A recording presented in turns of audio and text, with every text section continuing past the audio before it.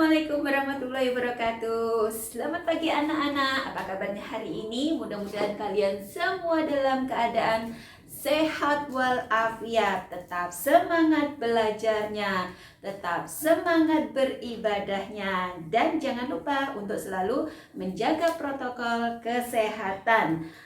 Selalu cuci tangan menggunakan sabun dengan bersih, pakai masker jika terpaksa harus keluar rumah, dan jika tidak ada sesuatu yang sangat penting, lebih baik di rumah saja. Hari ini kita akan belajar tema dengan muatan IPS. Mari kita belajar bersama di slide. Tema 6 kelas 5 semester 2 IPS.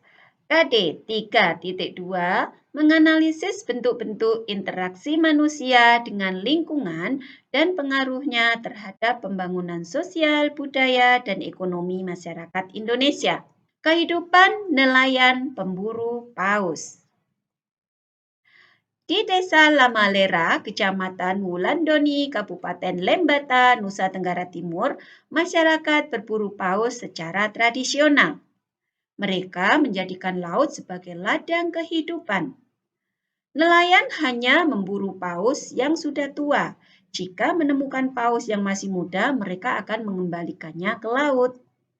Secara adat, mereka sepakat dalam 1 tahun tidak boleh lebih dari 15 paus yang diburu.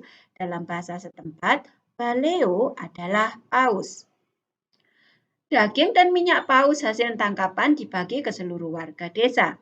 Pembagian diutamakan untuk janda dan anak yatim. Setelah itu baru kepada penangkap paus, pemilik perahu, dan kepada anggota masyarakat lainnya.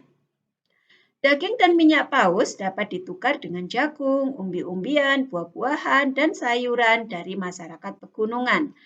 Kegiatan barter dilakukan di Pasar Wulandoni. Nah, dari yang disampaikan di sini menggambarkan bahwa nelayan di Desa Lamalera itu berinteraksi dengan alam sekitarnya yaitu laut dengan melakukannya secara arif. Mereka tidak merusak laut, tidak merusak lingkungan, dan mereka juga berinteraksi dengan seluruh warga di sekitarnya dengan adil dan bijaksana.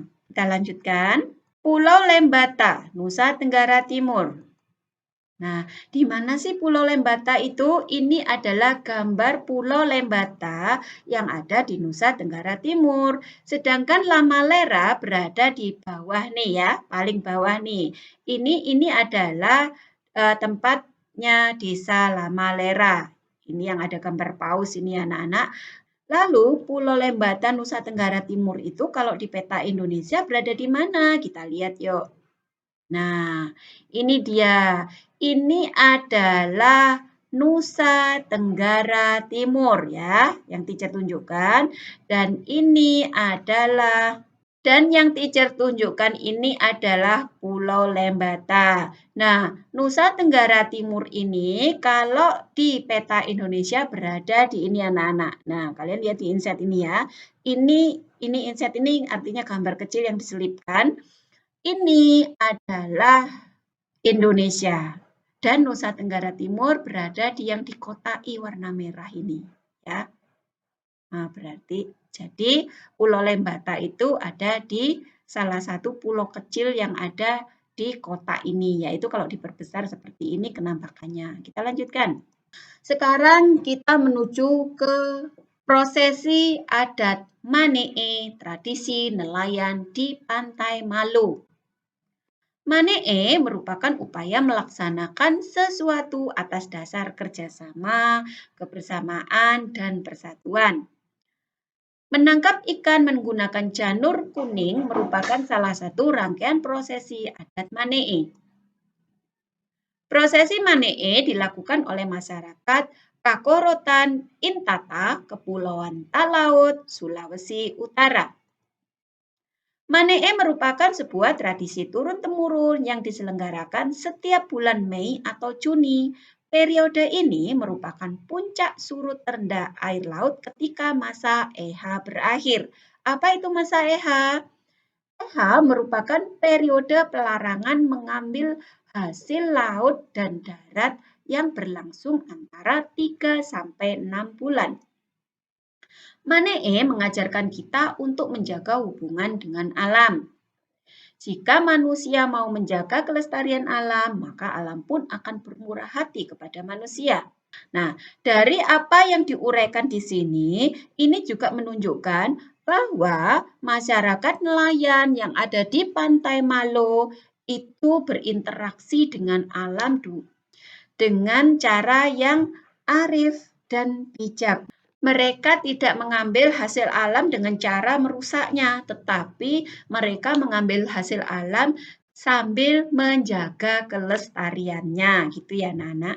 Lalu ada di mana sih Pantai Malo?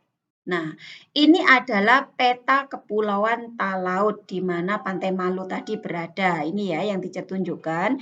Ini adalah Kepulauan Talaut. Sedangkan Kakorotan, Pulau Kakorotan itu ada di yang di kotak kecil ini. Nah, kotak kecil ini kalau diperbesar seperti ini kenampakannya. Nah, Pulau Kakorotan, ini Pulau Intata, ini Pantai Malo ada di sini ya.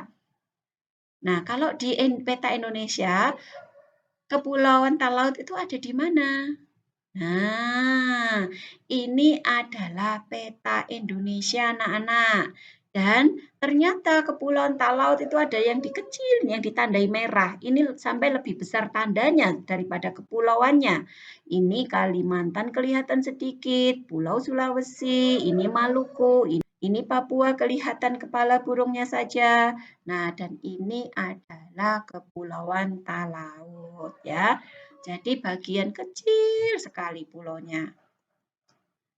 Kalau kita lihat di sini, ini adalah Kepulauan Talaut berada di atas nih yang Teacher tunjukkan. Sedangkan ini adalah Nusa Tenggara Timur ya. Indonesia ini sangat luas sekali bukan? Selain luas, Indonesia ini kekayaan alamnya sangat melimpah sehingga kita harus menjaga apa yang telah diberikan Allah kepada bangsa Indonesia ini dan mensyukurinya. Sekarang kita menuju kegiatan di pelelangan ikan. Para nelayan dan pedagang ikan bertemu di tempat pelelangan ikan atau TPI.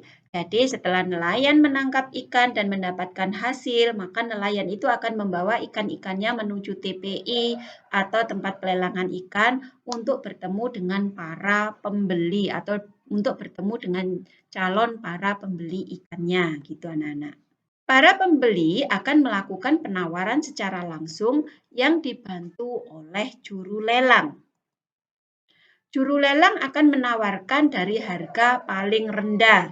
Jadi, juru lelang itu adalah yang mewakili para pemilik ikan untuk menjualkan ikannya kepada calon para pembeli ikan gitu ya, Nana.